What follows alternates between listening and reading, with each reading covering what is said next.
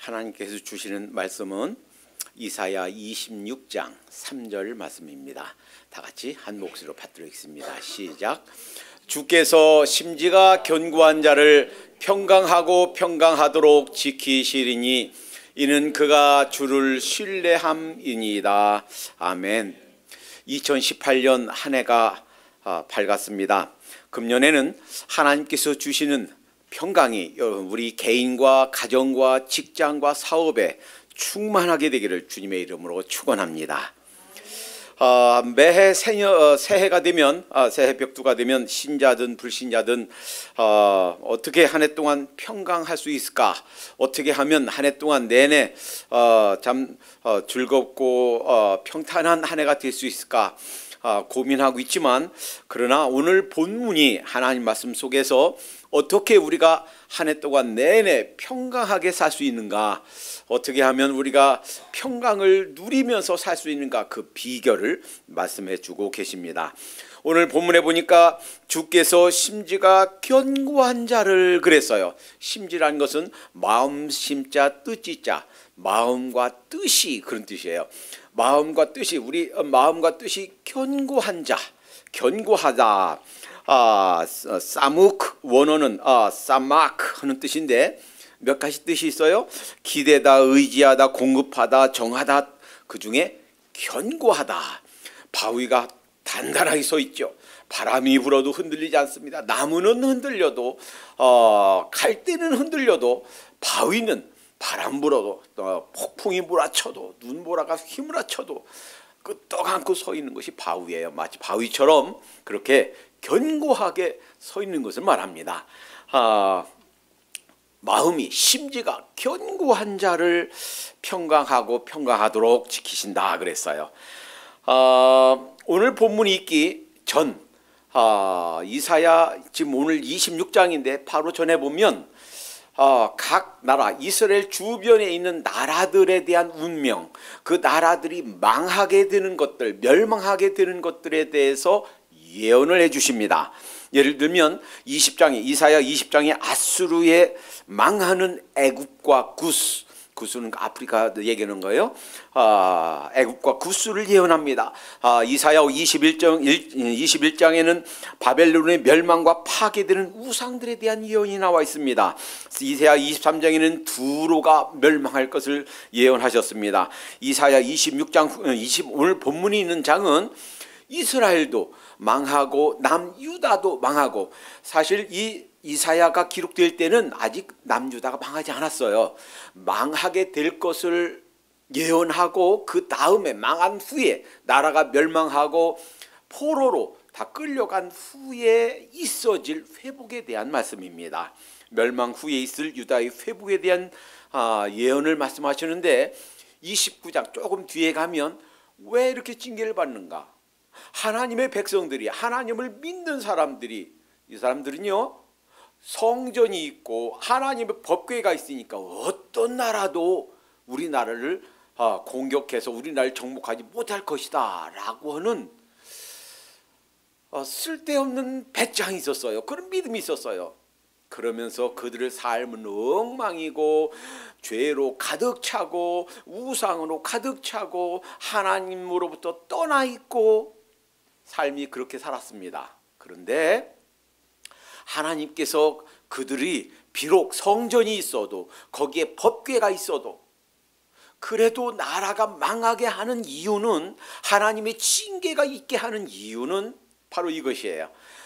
이사야 29장 13절에 보니까 주께서 가라사대 이 백성이 입으로는 나를 가까이하며 입술로는 나를 존경하나, 마치 그냥 하나님을 잘 섬기는 것처럼 그렇게 입으로는 입술로는 하나님을 섬기는 것 같은데, 그런데 그 마음은 내게서 멀리 떠났나니, 마음으로는 진심으로는 그 속에 하나님을 섬기는 것이 없는 거예요. 하나님을 경외하는 것이 없는 거예요. 마음이 하나님으로부터 떠나 있으니까 그들의 삶이 엉망인 거예요. 하나님을 섬기는 것의 반대는 세상을 섬기는 거예요. 세상과 짝하는 거예요. 죄를 사랑하는 거예요. 내 마음대로 사는 거예요. 하나님으로부터 마음이 멀어지니까 세상을 섬기고 세상과 짝하고 자기 마음과 생각에 원하는 대로 살고 이렇게 살았기 때문에 비록 그들에게 형식적인 예배가 있고 그들에게 성전이 있고 하나님의 법궤가 있어도 하나님의 징계를 받을 수밖에 없었다 하는 것입니다. 이사야 29장 이 말씀을 인용하시면서 예수님이 이 땅에 오셨을 때에 이렇게 말씀하셨습니다. 마가복음 7장 6절에 가라사대 이사야가 너에게 외식하는 자에 대하여 잘 예언하였도다 기록하였으니 이 백성이 입술로는 나를 존경하되 마음은 내게서 멀도다. 이 말씀을 주신 배경은 서기관들과 바리새인들, 서기관 바리새인 어떤 사람들입니까? 성경을 필사하는 사람이에요. 바리새인 열심히 아주 최고다, 내가 누구보다도 하나님을 잘 섬긴다 하는 사람들이에요. 그런데 그들이 마음으로는 하나님께 멀었다 하는 거예요. 그러니까 그들이 정말 마음에서 정말 하나님을 섬기고 마음속에서 진심으로 중심으로 하나님을 향해서 순종하는 마음, 열린 마음이 있었더라면 예수 그리스도, 예수님이 메시아인 것, 그리스도인 것, 하나님의 아들로서 이 세상에 오신 것, 우리를 구원하기 위해 오신 것을 알았을 것입니다. 그리고 받아들였을 것이고 믿었을 것입니다. 그런데 그날도 지켜보는 거예요. 예수님의 제자들 밖에서 왔다가 시장하고 배고프니까 손 씻지 않고서 그냥 급한 대로 그냥 떡을 집어먹는 거예요. 그러니까 그 얘기합니다. 왜 장로들의 유전 전통을 지키지 않느냐? 예수님한테 그렇게 공격하는 거예요. 그러니까 장로들의 유전, 저희의 전통, 신앙 어떤 행습, 그러나 그보다 더 중요한 것은 마음으로 진심으로 하나님을 섬기는 것이다. 너희가 마음이 하나님으로부터 멀어져 있으니 하나님께서 뭘 원하시는지도 모르고 나를 믿지도 않고 날 받아들이지도 않고, 그러니까 사람의 전통으로, 사람의 어떤 종교 행습으로 하나님의 말씀도, 하나님을 바로 아는 것도 버렸다, 이런 말씀이에요. 어떻게 우리가 평강을 얻게 되는가? 그 마음의 심지가 견고한 자를 그랬는데, 그러면 어떻게 심지가 견고할 수 있는가? 마음과 뜻이 어떻게 바위처럼 흔들리지도 않고 견고할 수 있는가? 이 말씀을 묵상하면서 이 말씀을 어떻게 우리 삶에, 우리 지금 오늘날 현대 그리스도인의 사는 삶에서 적용할 수 있을까, 실천할 수 있을까, 세 가지를 생각해 봤습니다. 첫째는 섬김의 대상이 바로 설정되어야 되겠다 하는 거예요. 그러니까 섬김의 대상을 바로 찾아야 되겠다 하는 거예요. 만약에 우리가 하나님을 섬긴다고 하는데 그 하나님이 바로 정말 제대로 된 우리 하나님이 아닌 다른 엉뚱한 대상을 하나님이라고 생각하고 섬긴다면 우리 심지가 견고할 수가 없겠습니다. 예를 들어 보겠습니다. 자, 이슬람 자기들은요 이렇게 얘기해요. 유대인의 여호와 하나님과 알라 신은 같은 신이다.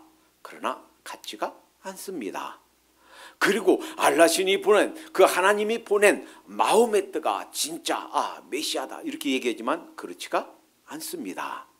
엉뚱한 잘못된 대상을 섬기고 있는 것입니다. 통일교에서는 문선명 씨를 재림주라고 얘기합니다. 다시 오신 재림주라고. 그러나 그렇지 않습니다. 그리고 아직도 이미 죽어서 이제 없는데, 문선명 씨는 죽어서 없는데도 불구하고 지금도 통일교도들이 있어요. 그리고 지금도 이미 죽어서 이제 세상을 떠나고 없는 사람인데도 재림주라고 아직도 믿고 따르는 사람들이 있단 말입니다. 아니에요. 여호와 하나님을 믿는다라고 하면서도 잘못된 대상을 섬긴 사람들이 유대인입니다. 지금도 유대인들은 자기들이 여호와 하나님을 섬긴다고 그러면서 예수 그리스도를 메시아로 믿지 않고 또 다른 메시아를 기다리고 있단 말이에요. 그렇게 잘못된 신앙 중에 있던 사람이 사울, 나중에 이름을 바꿨죠. 바울, 사도 바울이에요. 사도 바울이 열심히 아주 대단했던 사람입니다. 하나님을 잘 섬기는 사람 중에 하나였어요. 그래서는 하나님을 섬기는 열심히 아주 대단해서 예수 믿는 사람들이 하나님을 욕되게 한다. 하나님을 잘못 믿고 있다. 하나님의 이름을 욕되게 한다라고 생각해서 예수님 믿는 사람들 잡아 죽이는데 앞장섰고 사도행전 7장에 스데반 집사님을 죽이는데 증인으로 자기 옷을 벗어서 놓고 증인으로 섰던 사람이고, 또 다메섹 갈 때도 역시 예수님 믿는 사람들 체포영장 가지고 잡으러 가던 도중에 주님을 만났습니다. 그리고 나서 내가 이전에 여호와 하나님을 섬긴다고 했었는데 잘못 생각했구나. 참된 신앙, 참된 예배의 대상, 섬김의 대상은 성부 여호와 하나님뿐만 아니라 그분께서 보내신, 그분과 동일하신 예수 그리스도 성자 예수님, 이분을 섬겨야 바른 신앙이구나 하는 것을 깨닫게 됩니다.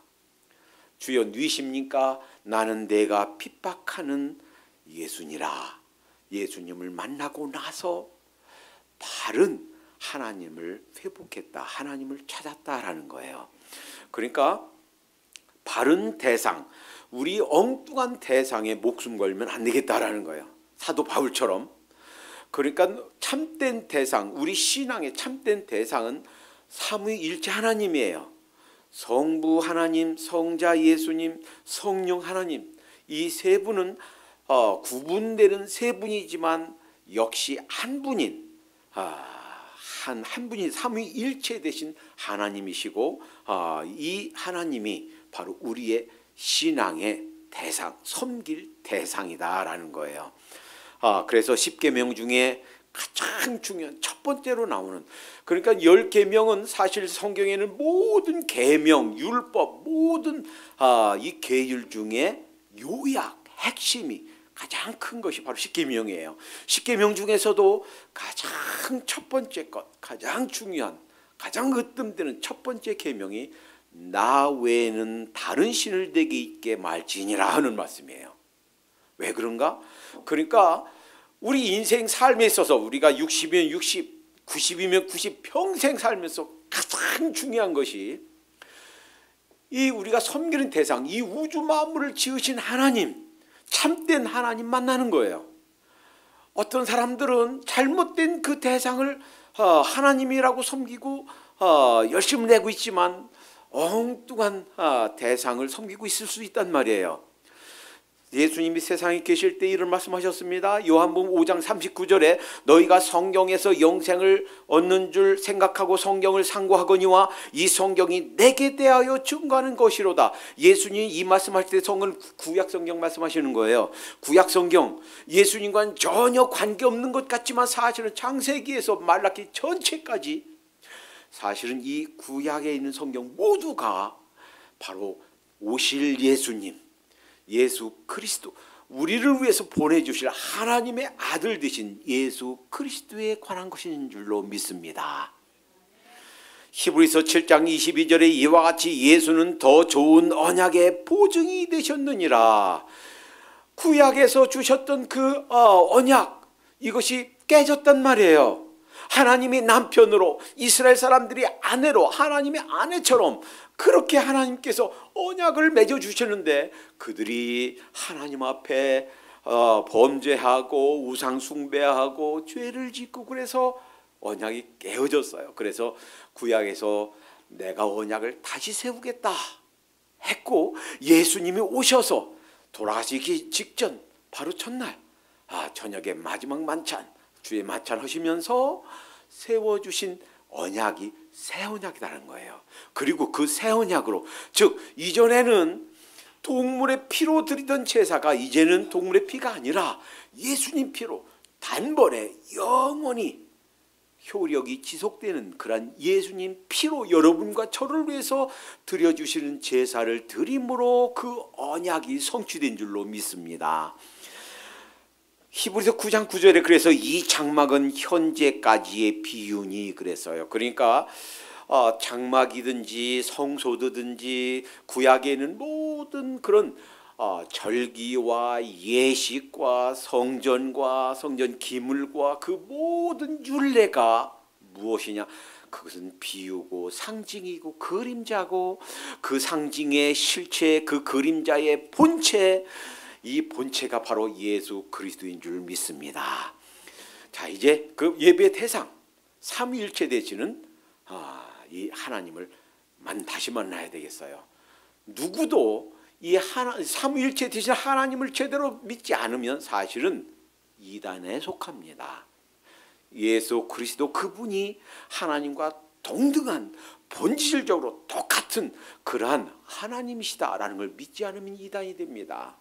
성신 그래서 성령 마치 사도행전에 나오는 어떤 사람처럼 돈 주고 살 수 있는 그래서 능력을 행할 수 있는 어떤 파워 정도로 생각해서 성령님이 삼위일체 하나님 것을 믿지 않으면 이단에 속합니다. 바로 되려면 잘못된 신앙에서 벗어나려면 바로 세워지려면 삼위일체 이 하나님을 우리 예배 대상 섬김의 대상으로 회복돼야 되겠다라는 거예요.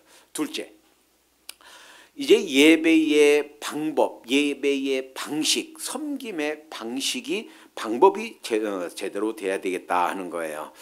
가끔 주위에 우리 로만 캐톨릭 천주교에 나가시는 분들이 있는데 이해하시기 바랍니다. 제가 쓸데없이 천주교 공격하려고 그러는 게 아니에요. 천주교에서는 본인들은 그렇지 않다라고 얘기지만 실상은 그 마리아의 공덕을 통해서 마리아를 통해서 하나님께 가면 기도 응답도 빠르고 기도 응답이 안 될 것도 되고 한다는 믿음을 가지고 있어요. 그래서 마리아를 통해서 하나님께 나가고자 합니다.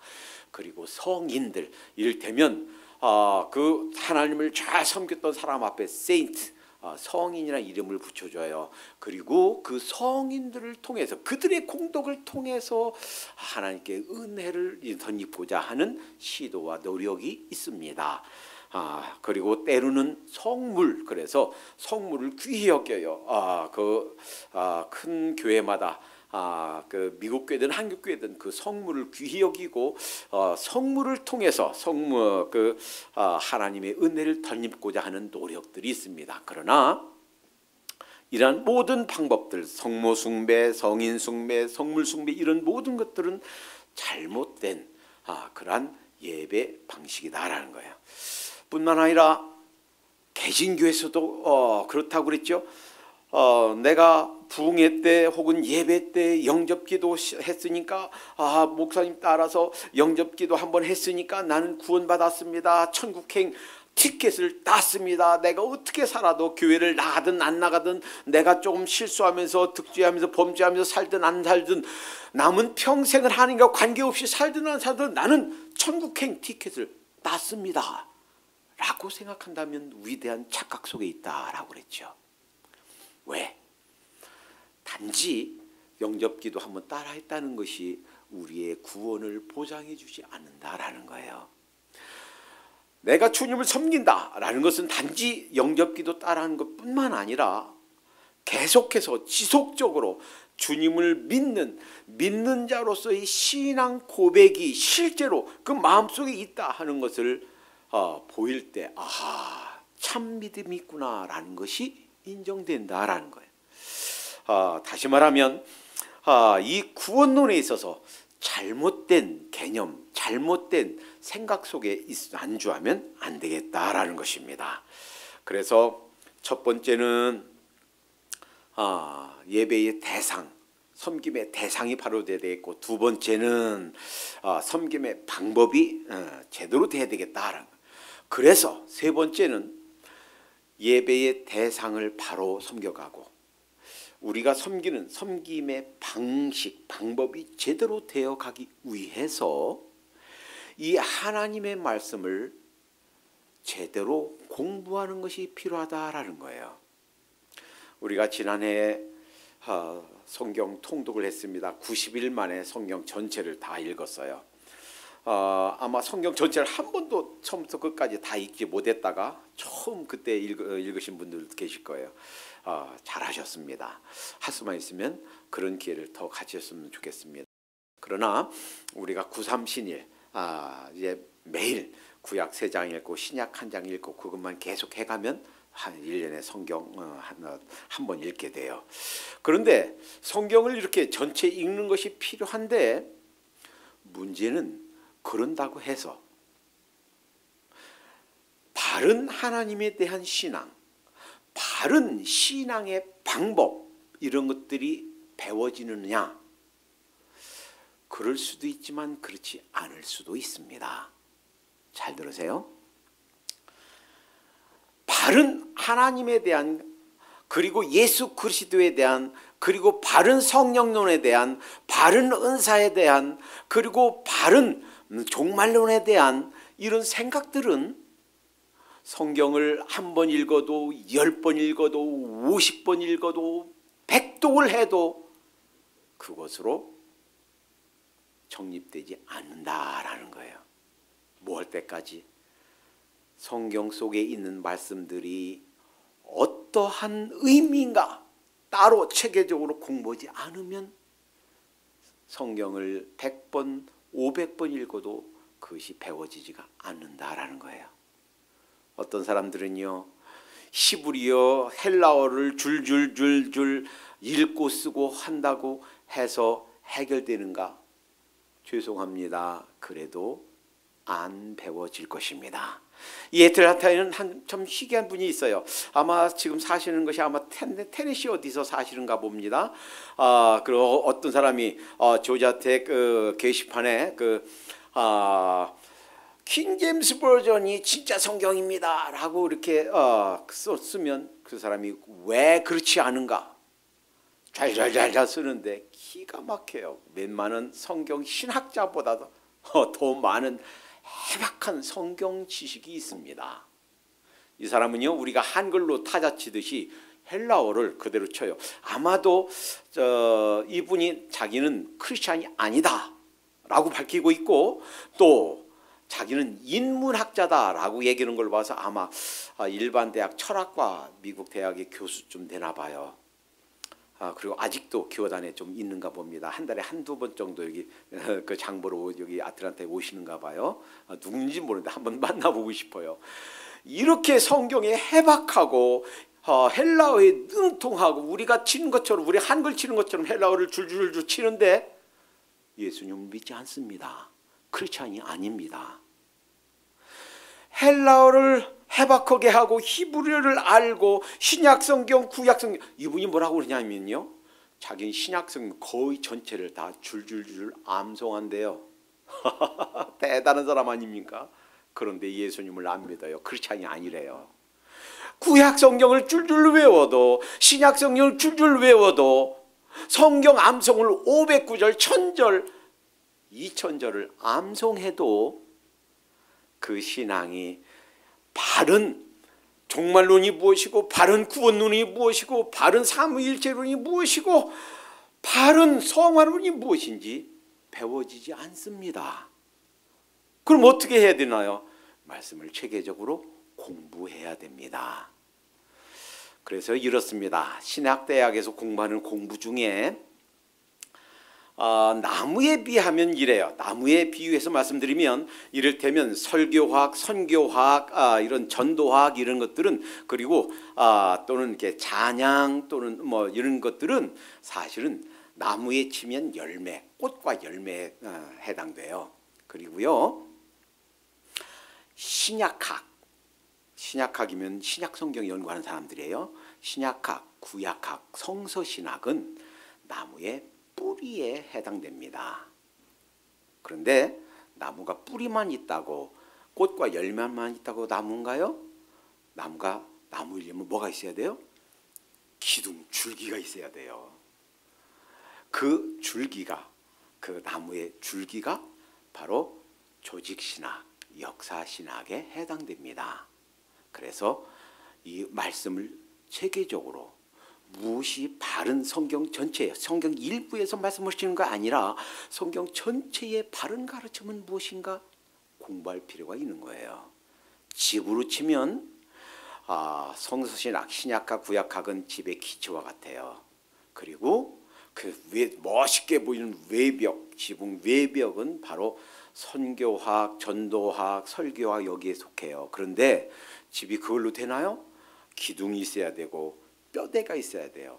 사람이요, 뼈대가 없으면요 걷질 못해요. 이 척추뼈가 이게 든든하지 못하면 그래서 휠체어 타고 다니셔야 돼요. 이게 여기 그래서 이게 마비되신 분들 휠체어로 누군가가 밀어줘야 돼요. 쓰질 못해요. 이 뼈가 잘못되면. 그러니까 다른 것이 다 있어도 이 뼈가 중심뼈가, 척추뼈가 이게 튼튼히 못하면 제대로 서 있기 어렵듯이 이 신학 공부 중에서 이 기둥, 그리고 사람으로 치면 이 등뼈에, 척추뼈에 해당되는 것이 조직신학이에요. 이것이 잘못되면 전체가 잘못될 수 있습니다. 그래서 금년 한 해는 그러니까 바른 하나님에 대한 신앙 대상, 그리고 바른 신앙의 방법, 그리고 각 조목조목 그 바른 신앙에 대한 그 사항들을 공부해야 되겠는데 공부할 시간을 찾기가 쉽지 않아요.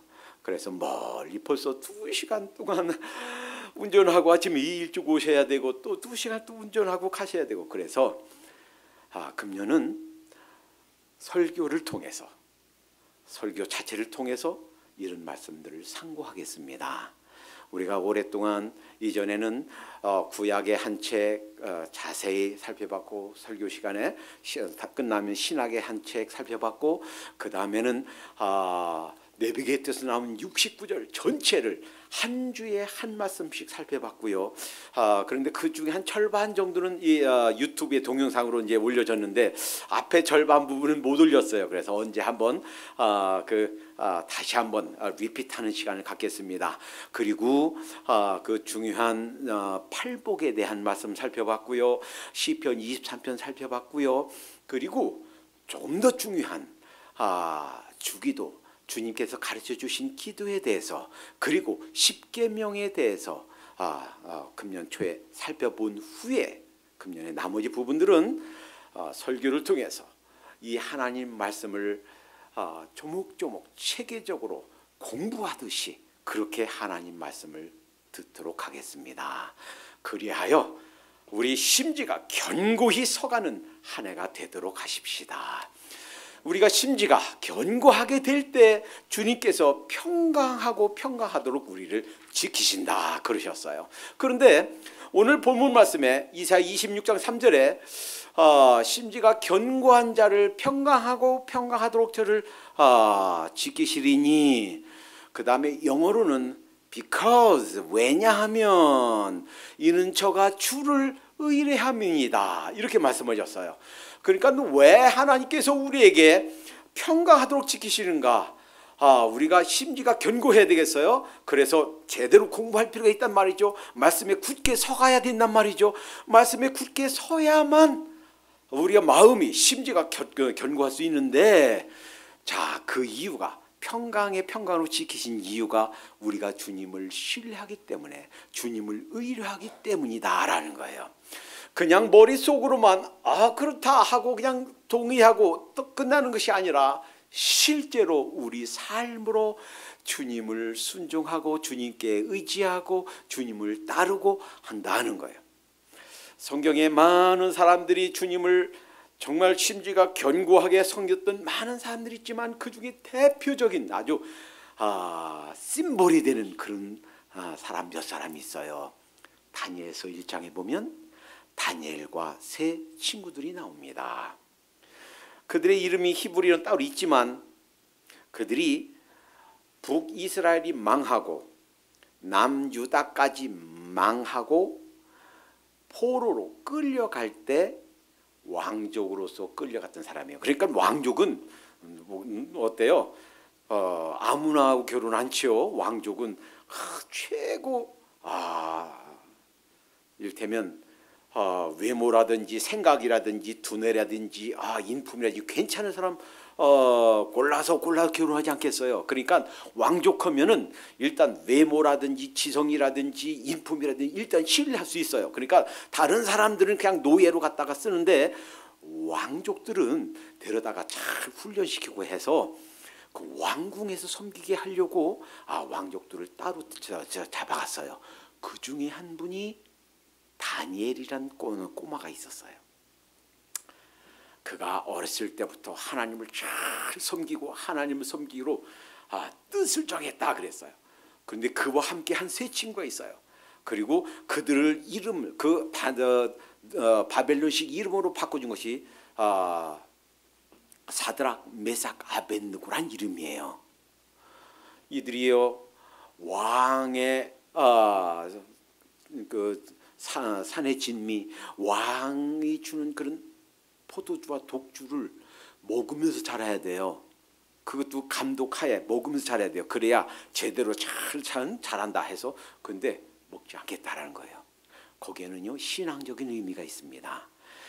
왕의 산의 진미는 그 마시는 고기며 술 이런 것들은 일단 이방 우상들에게 이방 신들에게 바쳤다가 가져오는 것들이에요. 그러니까 이방 우상의 제물들을 먹지 않겠다라는 거예요. 그리고 그들을 돌보는 그 매니저에게 얘기합니다. 우리는 먹지 않겠습니다.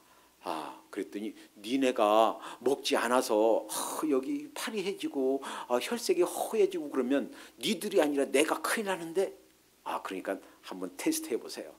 한 열흘간만 10일간 채소만 먹고 물만 먹겠습니다. 왕의 산의 진미 안 먹고 그 포도주와 독주 안 먹고 그냥 물하고 채소만 먹겠습니다. 좋아, 내가 테스트 해보지. 그 열흘 뒤에 봤어요. 그랬더니 얼굴 혈색이 더 좋아지고 더 그냥 보기 좋아졌단 말이에요. 그래서 좋다. 이제 허락을 받았단 말이에요. 그러니까 자기들을 이방 신에게서 범죄로부터 자기들을 죄로부터 지키겠다. 하나님만 섬기겠다. 어렸을 때부터 뜻을 정했단 말이에요. 심지가 견고했단 말이에요. 그리고서 느부갓네살이 꿈을 꿨습니다. 그리고서는 아주 엄한 명령을 내립니다. 보통 때 같으면 자기 꿈을 얘기하고 너 해명해봐라. 그러면 듣고서 뭐 이렇게 해명하고 저렇게 해명하고 이런 뜻입니다 저런 뜻입니다 하기 쉽지요. 그런데 이 왕이 내가 꾼 꿈이 무엇인지도 말하고 그 뜻이 무엇인지도 얘기해라. 그러니까 그 모든 술사 박사들이 그걸 알아맞힐 사람 없습니다. 그러면 이거 못 알아맞히면 너희 박사들 술사들 다 죽여라. 그래서 심지어는 이 다니엘과 그 세 친구도 죽을 판이었어요. 그 소식을 듣고 다니엘이 얼른 가서 얘기합니다. 죽이지 마십시오. 잠깐 기다리십시오. 제가 기도하겠습니다. 그리고 가서 기도합니다. 하나님께서 보여주십니다. 그리고 그 뜻이 무엇인지 그 해몽까지 보여주십니다. 그리고 나서 느부갓네살 왕에게 당신이 왕이 꾼 꿈은 이런 꿈이고 그 꿈의 해석은 이런 것입니다. 세계 역사가 어떻게 될 것입니다. 그 중에 머리에 대한 금신상은 바로 왕 자신입니다. 당신의 왕 다음에는 이런 세대의 가장 강력한 나라들이 나타날 것입니다. 이 왕이요 얼마나 놀랐는지 그 어린 종 아니에요. 이방 나라에서 유대 나라에서 잡아온 종 아니에요. 어린 그 다니엘한테 그 왕, 바벨론 왕 다음 느부갓네살이 어떤 왕입니까? 그 아수르 니느웨 이 북이스라엘을 멸망시킨 그 아수르를 멸망시킨 그 왕이에요. 주위에 있는 각 나라들을 멸망시킨 왕이에요. 그 유다를 멸망시키고 성전에 있는 모든 그 성전 집기를 다 빼앗아오고 성전 벽에 있는 금을 다 뺏겨오고 거기에 있는 그 왕족들을 잡아온 당대에 지금 미국처럼 가장 강력한 나라의 가장 강력한 왕이란 말이에요. 그런데 그런 왕이 그런 종인 다니엘에게 업죽절합니다. 이게 감히 있을 만한 일입니까? 그리고서요, 이것이 다니엘 2장에 나오는 얘기인데요, 3장에 보면 또 기가 막힌 얘기가 나와요. 이 느부갓네살 왕이 마음이 우쭐해졌습니다. 그 신상에 그 머리가 나라고, 그래서는 이제 높은 한 27m 되는 큰 높은 금 신상을 세우고 빰빠라밤 부을 때에 만인이 거기에 절하라고, 절하지 않은 사람은 풀무불, 그러니까 용광로를 만들어서 거기다 집어넣겠다고. 그런데요, 다니엘서 3장 17절 18절에 보니까 이 다니엘과 세 친구 뜻을 청했던, 심지가 견고했던, 다시 말하면 하나님을 향해서 고집이 셌던 이 세 친구가 이렇게 말하는 거예요. 만일 그럴 것이면 왕이여, 우리가 섬기는 우리 하나님이 우리를 극렬히 타는 풀무 가운데서 능히 건져내시겠고 왕의 손에서도 건져내시리라. 그리 아니하실지라도 왕이여, 우리가 왕의 신들을 섬기지도 아니하고 왕이 세우신 금 신산에게 절하지도 아니할 줄 아옵소서. 그런데 어떤 사람들이 이렇게 얘기해요. 아니 근데 세 친구는 여기 있는데 그때 다니엘은 어디 갔대요? 그래서 어떤 학자들은 이렇게 얘기해요. 아마도 다니엘을 뻔히 그 금신상에 절하지 않을 것을 알고 이 느부갓네살 왕이 아껴서 그 죽이기 아까워서 아마도 몰래 빼돌려서 아마 심부름 멀리 가도록 심부름 시켰을 것이다. 가능성이 있는 얘기입니다. 그랬을 것 같아요. 저 같아도 아꼈을 것 같아요. 그 귀한 그 다니엘을. 그런데요, 이 다니엘 세 친구 사드락과 메삭과 아벳느고 평소보다 그 풀무불을 7배 더 뜨겁게 해서 그 집어넣으려고 갔던 병사도 타 죽었는데 죽지 않고 그 위에서, 그 기름가마 위에서 걸어다닌단 말이에요. 셋이 집어넣는데 하얀 옷 입은 또 다른 사람이 4명이 그거 왔다 갔다 한단 말이에요. 내려보니까 머리털 하나도 거슬리지 않았어요.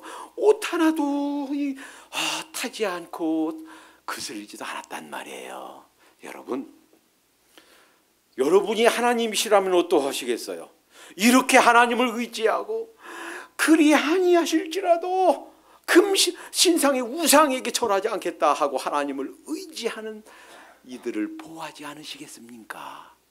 금년 한 해는 이렇게 하나님 말씀을 제대로 잘 배워서 견고히 서가고 하나님을 의지하는 그러한 한 해가 되도록 하십시다.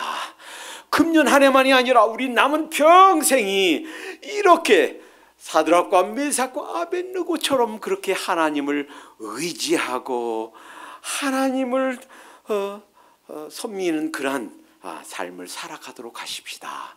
예수님께서요, 요한복음 14장 27절 이렇게 말씀하셨어요. 평안을 너에게 끼치노니 곧 나의 평안을 너에게 주노라. 예수님이 가지신 평안을 우리에게 주신단 말이에요. 이 평안은요, 내가 너에게 주는 것은 세상이 주는 것 같지 아니하니라. 세상에 주는 평안, 돈 많이 벌어서 가진 평안, 자식이 잘 돼서 가지는 평안, 그 사업이 잘 돼서 이루어지는 평안, 그런 평안들은 그것이 없어지면 바꿔질 수 있는 평안이에요. 또 건강에서 오는 평안들은 건강이 떠나면 또 퇴색될 수 있는 평안이에요. 그러나 주님께서 주시는 평안은 상황과 시대와 여건에 관계없이 깊은 흔들리지 않은 평강인 줄로 믿습니다.